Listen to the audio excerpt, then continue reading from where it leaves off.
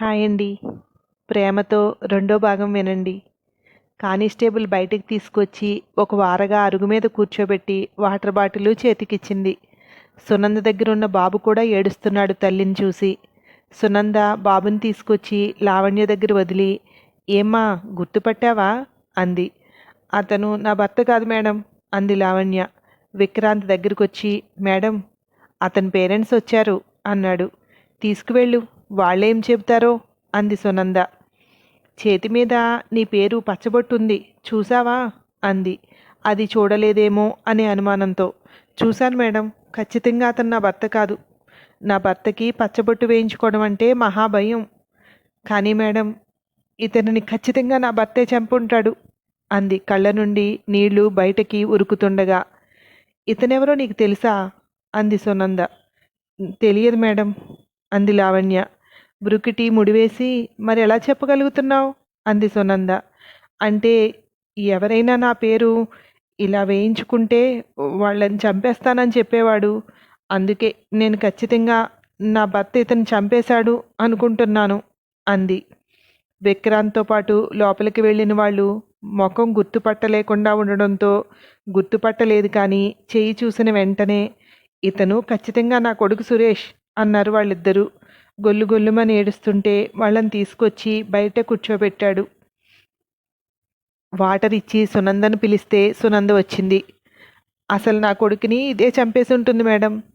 దీని ప్రేమతో నా కొడుకుని సర్వనాశనం చేసేసింది అంది లావణ్య అత్త వర్ధనమ్మ.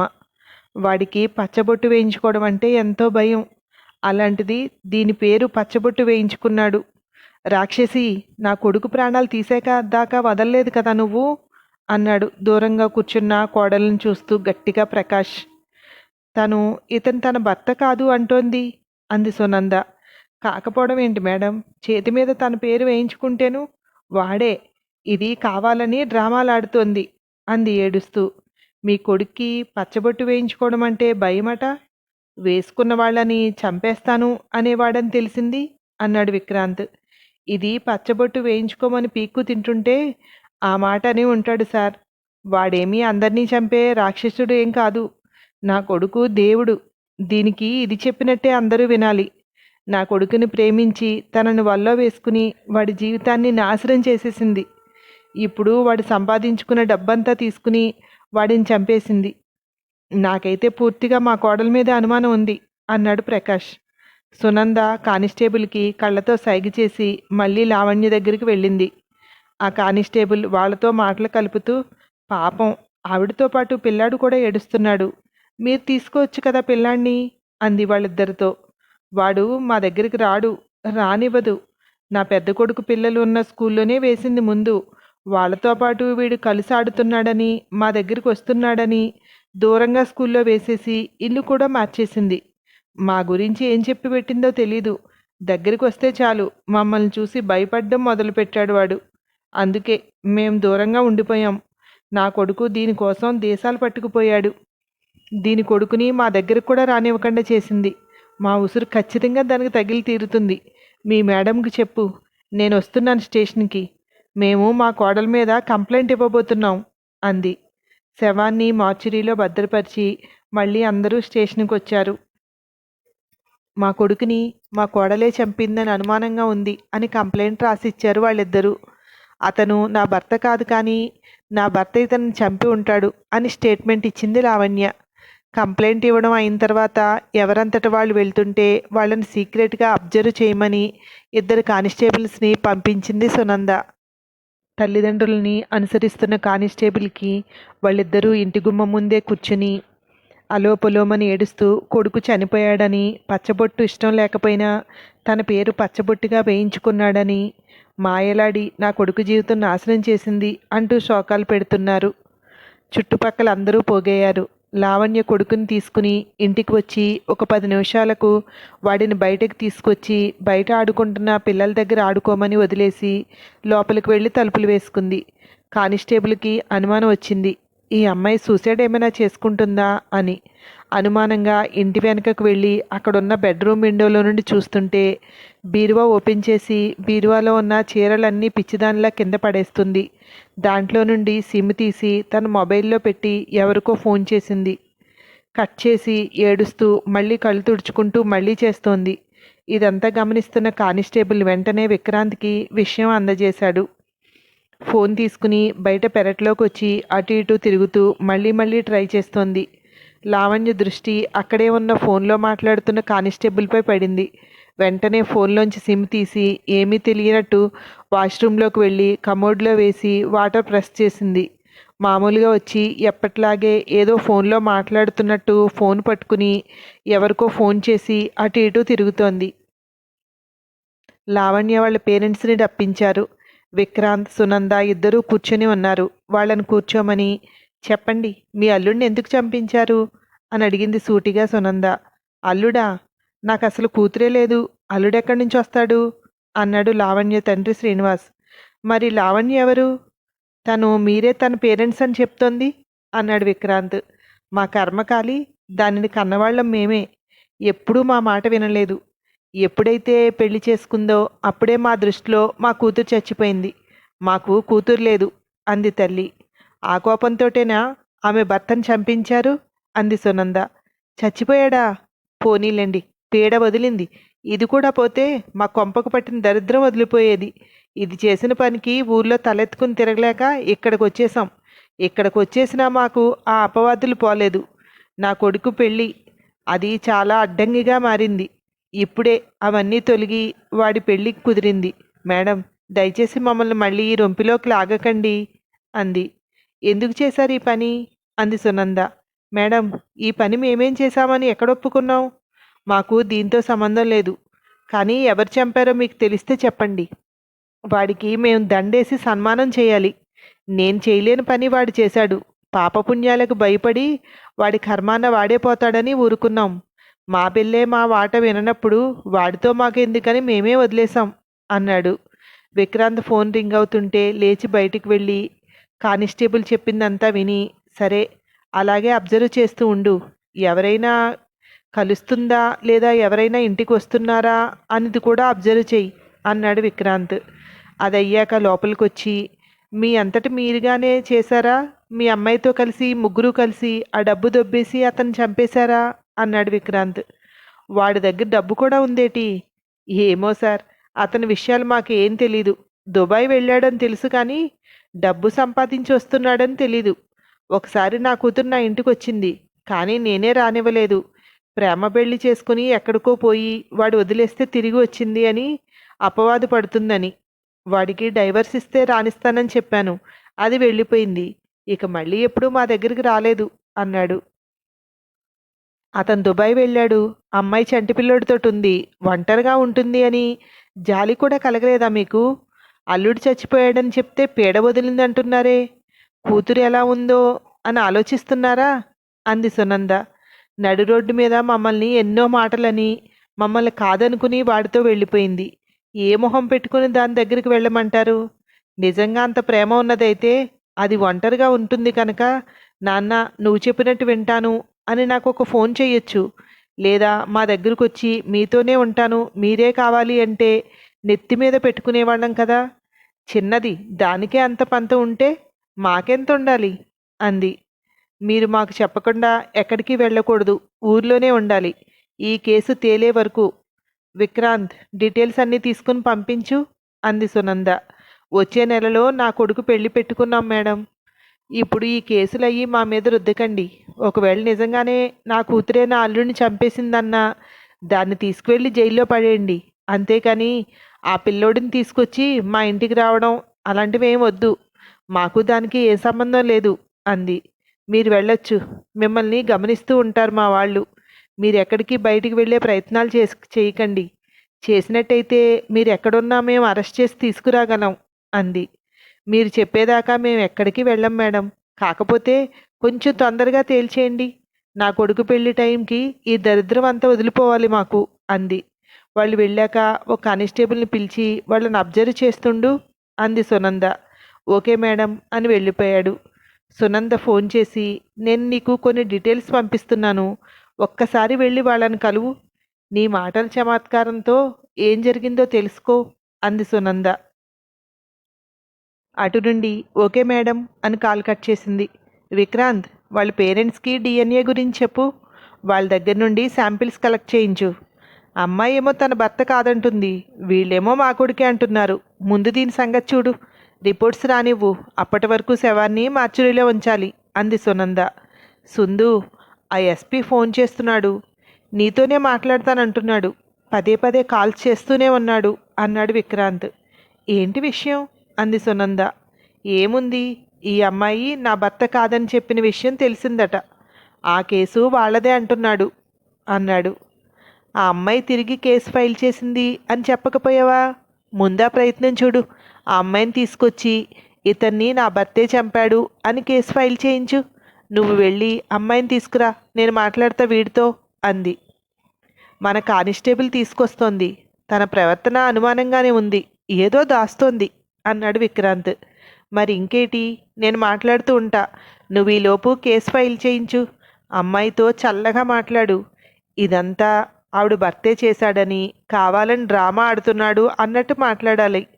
తను అనుకున్నదే పోలీసులు అనుమానిస్తున్నారు అనుకుంటే ఏదో ఒక పొరపాటు చేసి మనకు దొరుకుతుంది అంది. తన మొబైల్ కాల్ డేటా, వాళ్ళ ఇంటి లొకేషన్లో ఇంకో సిమ్ ఏదైనా యాక్టివేట్ అయ్యిందా, భర్త సిమ్ డీటెయిల్స్, కాల్ హిస్టరీ అన్నీ తెప్పిస్తున్నాను అన్నాడు విక్రాంత్. Okay, good. వాడికి ఫోన్ చేయడానికి నా మొబైల్తో వద్దు, నీ మొబైల్ ఇవ్వు అంది. ఆవిడ భర్త ఎక్కడ జాబ్ చేస్తాడో మొత్తం డీటెయిల్స్ అన్నీ తీసుకో, ఆఫీస్ ఫోన్ నెంబర్స్తో సహా అంది విక్రాంత్తో. నవ్వుతూ, వాడికి కాల్ చేస్తావా? నా మొబైల్తో చెయ్యి అని ఫోన్ ఇచ్చి, నిన్ను అందరిలాంటి ఆడపిల్ల అనుకుంటున్నాడు, మాట్లాడు మాట్లాడు అని నవ్వుకుంటూ బయటికి వెళ్ళిపోయాడు విక్రాంత్. ఫోన్ చేసింది. అటుపక్క ఫోన్ తీసిన వెంటనే, ఏమయ్యా విక్రాంతు, ఏమంటుంది మీ మేడము, మాట్లాడుతుందట నాతో అన్నాడు యాదేష్. నేనే మాట్లాడుతున్నాను, ఏం మాట్లాడాలి నాతో అంది సునంద. అయ్యో మేడం, మీరేనా? నమస్తే మేడం, నా పేరు యాదేష్. మొన్న మీరు నన్ను సరిగ్గా చూసారో లేదో తెలీదు, మీరు శంషాబాద్ ఎయిర్పోర్ట్లో రోడ్లో శవం ఉందని ఇన్ఫర్మేషన్ ఇచ్చినప్పుడు మేము అక్కడికి వచ్చాం అన్నాడు గుర్తు చేస్తున్నట్టు. అవునా, సరే విషయం చెప్పండి అంది తేలిగ్గా. అరే ఏం లేదు మేడం, ఆ అమ్మాయి నా భర్త కాదు అంటుందని తెలిసింది. మరి ఆ కేసు మాదే కదా మేడం, మీ దగ్గర ఎలా ఉంచుకుంటారు? అంటే అలానే బలవంతంగా నాకు ఇచ్చేయండి అని అనట్లేదు, కానీ రూల్స్ ప్రకారం వెళ్ళాలి అంటే నాకు హ్యాండ్ ఓవర్ చేసేయాలి కదా మేడం. లేదంటే తర్వాత నాకే రిమార్క్ వస్తుంది. లేదు, మీరే సాల్వ్ చేస్తానంటే తీసుకోండి. మీ గురించి నాకు రిమార్క్ వచ్చినా కూడా నేను ఓకే, మేనేజ్ చేసుకుంటాను అన్నాడు. ఆ అమ్మాయి నా భర్త కాదని చెప్పింది, మీరు విన్నది నిజమే, కానీ నా భర్త ఈ అబ్బాయిని హత్య చేశాడు అంటోంది. ఆ అమ్మాయి కూడా కేసు ఫైల్ చేసింది. ఆ అమ్మాయి ఉండేది ఇదంతా ఇక్కడే కదా. మీకు ఈ కేసు ట్రాన్స్ఫర్ అవ్వదు. మీకు ఎవరు చెప్పారో కానీ పూర్తి విషయం చెప్పకుండా సగం సగం చెప్పారు అంది సునంద. ఆ అమ్మాయి తిరిగి భర్త మీద కేసు పెట్టిందా అన్నాడు యాదేష్. తన భర్త ఇతన్ని చంపాడు అంటుంది. అత్తమామ కూడా ఈ అమ్మాయి మీద కేసు ఫైల్ చేశారు, నా కొడుకుని నా కోడలే చంపింది అంటూ. ఇప్పుడు ఒకటి కాదు సార్, 2 కేసులున్నాయి అంది సునంద. ఓ అవునా, ఓకే ఓకే, గుడ్ గుడ్. ఒకసారి మీతో మాట్లాడాలనుకుంటున్నాను, మనం మీట్ అవ్వడానికి కుదురుతుందా అన్నాడు. ఇప్పుడు మాట్లాడుకుంటున్నాం, ఏదైనా ఉంటే ఇప్పుడే చెప్పండి, మళ్ళీ మీట్ అవ్వడం ఎందుకు టైం వేస్ట్, ఇక్కడ చాలా వర్క్ ఉంది నాకు అంది. అంటే అది కొంచెం పర్సనల్, ఆఫీస్ విషయం కాదు, అందుకని అన్నాడు నసుగుతూ. ఏంటి సార్, మీరు ఏదైనా కేసులో ఇరుక్కున్నారా ఏంటి? ఒకే డిపార్ట్మెంట్ ఇద్దరికి, ఒకరికొకరు సహాయం చేసుకోకపోతే ఎలాగా? దానికోసం కలవక్కర్లేదు, డీటెయిల్స్ మా విక్రాంత్కి ఇవ్వండి, క్లియర్ చేసేద్దాం అంది భరోసా ఇస్తున్నట్టు. పర్సనల్ అంటే అలాంటిది కాదు అన్నాడు కొంచెం విసుగ్గా. సార్, మిగిలిన పర్సనల్స్ ఏమైనా ఉంటే ఒకసారి నా బ్యాక్గ్రౌండ్ చెక్ చేసుకోండి. నేను ఇక్కడికి ట్రాన్స్ఫర్ మీద రాకముందు అక్కడ రాజకీయ నాయకుడు కొడుకు పళ్ళు రాలగొట్టి ఇక్కడికి వచ్చాను. నా పర్సనల్స్లోకి వచ్చే వాళ్ళు ఎవరైనా వెనక ముందు చూడను, వాళ్ళంతా చూస్తాను. అది డిపార్ట్మెంట్ వాళ్ళైనా ఇంకెవరైనా అంది సునంద. అదే మీ గురించి తెలిసింది మేడం. అందుకే మీతో ఫ్రెండ్షిప్ కొనసాగిద్దామని అన్నాడు. తప్పకుండా సార్. మీ మీద ఏదైనా ఇబ్బంది వచ్చినప్పుడు నాకు ఫోన్ చేయండి. నాకు మీ వైపు తప్పు లేదు, మీ తరపున నిజాయితీ ఉంది అంటే మిమ్మల్ని బయటపడేయడానికి ఫ్రెండ్లీగానే హెల్ప్ చేస్తాను అంది సునంత. అలాగే మేడం. ఎప్పుడైనా ఫోన్ చేస్తూ ఉంటాను. ఉంటాను బాయ్ అంటూ అటుపక్క ఆన్సర్ వినకుండానే ఫోన్ కట్ చేసేశాడు. అక్కడే ఉన్న కానిస్టేబుల్ అజిత్ని చూస్తూ, ఏంటయ్యా ఇది? నేను చెప్పేది అర్థమైంది అనుకుంటున్నాను. మళ్ళీ అసలు ఎంత స్ట్రాంగ్గా మాట్లాడింది అన్నాడు. నేను చెప్పాను కదా సార్, ఇలాంటి ఆడవాళ్ళు అలా ఈజీగా పడే రకం ఏం కాదని అన్నాడు గర్వంగా అజిత్. అదే కొంచెం టైం పడుతుంది. ఫ్రెండ్షిప్ మెయింటైన్ చేస్తానని చెప్పాను కదా, మెయింటైన్ చేస్తూనే ఉంటాను. అప్పుడప్పుడు కొంచెం లేట్ అయినా అవకాశం చూసుకుని పులిలా విజృంభిస్తాను అన్నాడు యాదేష్. సార్, మీరు అవకాశం కోసం చూడకండి. మీరు అటుపక్క ఆన్సర్ వినకుండా ఫ్రెండ్షిప్ కొనసాగిస్తాను అని కట్ చేశారు. ఆన్సర్ వినుంటే మీరు ఈ మాటలు మాట్లాడేవారు కాదు సార్ అన్నాడు. నీకెప్పుడు నెగిటివ్ థింకింగ్ అంతే. పాజిటివ్గా ఒక్కసారి కూడా ఆలోచించవు కదా. నీతో నీ పెళ్ళం ఎలా వేగుతుందో అన్నాడు యాదేష్. నీలాంటి ఉమనేజర్తో నీ పెళ్ళం వేగుతున్నప్పుడు నాలాంటి నెగిటివ్ థింకింగ్తో నా పెళ్ళం వేగలేదా అనుకున్నాడు మనసులో అజిత్. ఒక మంచి కేసును కోల్పోయాం. అతను నా భర్త కాదు, అతన్ని చంపింది నా భర్త అని కేసు పెట్టిందట భార్య. ఆవిడ మీద అత్తమామలు కేసు పెట్టారట. ఆ శవం నా కొడుకుదే, నా కోడలే నా కొడుకుని చంపింది అని. ఇలా ఆడవాళ్ళ చుట్టూ నడుస్తున్న కేసులంటే నాకెంత ఇష్టం అనేది నీకు తెలుసు కదా. మంచి ఛాన్స్ మిస్ అయిపోయాం అన్నాడు బాధగా. నిజంగా ఆ అమ్మాయి తప్పు చేసిందో లేదో తెలియదు, కానీ ఆ దేవుడు ఆ అమ్మాయి నుండి నీ నుండి రక్షణ కల్పించాడు. లేదంటే ఈ కేసు వంక పెట్టుకుని ఆ అమ్మాయిని నీ ట్రాప్లో పడేసేవాడివి అనుకున్నాడు అజిత్. లావణ్య బాబుని తీసుకుని లోపలికి వస్తుంటే కానిస్టేబుల్ బాబుని తీసుకుని తనని విక్రాంత్ రూమ్లో కూర్చోబెట్టింది. చెప్పమ్మా, ఏంటి విషయం? నువ్వు అతన్ని నీ భర్త కాదు అంటున్నావు, కానీ నీ భర్త అతన్ని హత్య చేశాడు అని కూడా అంటున్నావు. నీ భర్త డీటెయిల్స్, అతని ఆఫీస్ డీటెయిల్స్ మొత్తం అన్నీ ఇచ్చి నువ్వు కేసు ఫైల్ చేయాలి. అప్పుడు మేము నీ భర్త ఎక్కడున్నా వెతకడానికి వీలవుతుంది అన్నాడు విక్రాంత్. సార్, నేను చెప్పేది నిజమే. నా భర్త ఇతన్ని హత్య చేశాడు. దాంట్లో ఎలాంటి డౌటు లేదు. అతను ఇక్కడే ఉన్నాడు. తొందరగా పట్టుకోండి, లేదంటే నన్ను చంపే అవకాశం కూడా ఉంది అంది భయంగా లావణ్య. ఈ పనులన్నీ చేయాలంటే నువ్వు మాకు సహకరించాలి. మేము అడిగే ప్రశ్నలన్నిటికీ నువ్వు ఆన్సర్ చేస్తే అతన్ని పట్టుకోవడానికి ఈజీ అవుతుంది. హంతకుడు అని తెలిసిన తర్వాత ఎంత తొందరగా పట్టుకుంటే అంత మంచిది అన్నాడు విక్రాంత్. సార్, నాకు పోలీస్ సెక్యూరిటీ కూడా కావాలి. ఈ పాటికే అతను నన్ను చంపడానికి ప్లాన్ వేసి ఉంటాడు అంది లావణ్య. సరే, మా మేడంతో మాట్లాడతాను. నీకు సెక్యూరిటీ ఏర్పాటు చేయిస్తాను. అతన్ని చంపడానికైతే కారణం అతని చేతి మీద ఉన్న పచ్చబొట్టు. నిన్నెందుకు చంపాలనుకుంటున్నాడు అన్నాడు విక్రాంత్. అతని చేతి మీద పచ్చబొట్టు చూసి అతన్ని చంపినప్పుడు నా గురించే ఆ పచ్చబొట్టు వేయించుకున్నాడని నన్ను అనుమానిస్తాడేమో.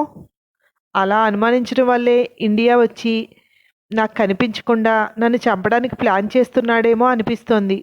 మీరేవో అడుగుతాను అన్నారు, అడగండి సార్. మీకు ఏమడిగినా అన్నిటికీ నా దగ్గర సమాధానాలు ఉన్నాయి అంది. అదే కదా, నిన్ను చూస్తుంటే ఆశ్చర్యం వేస్తోంది. కరెక్ట్గా మేము ఎలా అడుగుతామో అవి నీకు ముందే తెలిసిపోతున్నాయి. నీకు ఇవన్నీ ఎలా తెలుసు? నిన్ను చూస్తుంటే ముచ్చటేస్తోంది అన్నాడు విక్రాంత్ మెచ్చుకున్నట్టు.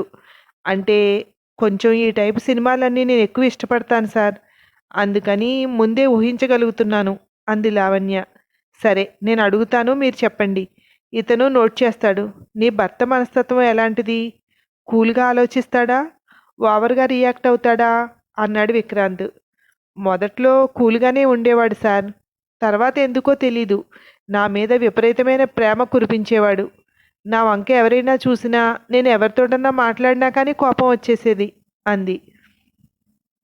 మీది లవ్ మ్యారేజ్ అట కదా, మరి మొదట్లో అతను మిమ్మల్ని ఎక్కువగా ఇష్టపడలేదా? మీరే అతన్ని ఇష్టపడి పెళ్లి చేసుకున్నారా అన్నాడు. మీరు సరిగ్గానే గెస్ చేశారు సార్. అతనికి ప్రపోజ్ చేసింది నేనే. ఆ తర్వాతే అతను నన్ను ఇష్టపడడం మొదలుపెట్టాడు. అలా ఆ ఇష్టం ఇలా ముదిరి శాడిజంగా మారి ఒక వ్యక్తిని చంపేంత వరకు వచ్చింది. కేవలం నా పేరు పచ్చబొట్టు వేయించుకున్నందుకే ఇతన్ని చంపాడు అంటే ఖచ్చితంగా నన్ను కూడా చంపేస్తాడు. నన్ను రక్షించండి సార్ అంది లావణ్య. ఈ భాగం ఇక్కడితోటి ఆపేస్తున్నాను. మరో భాగంలో మరికొంత స్టోరీ తెలుసుకుందరు కానీ. Thank you.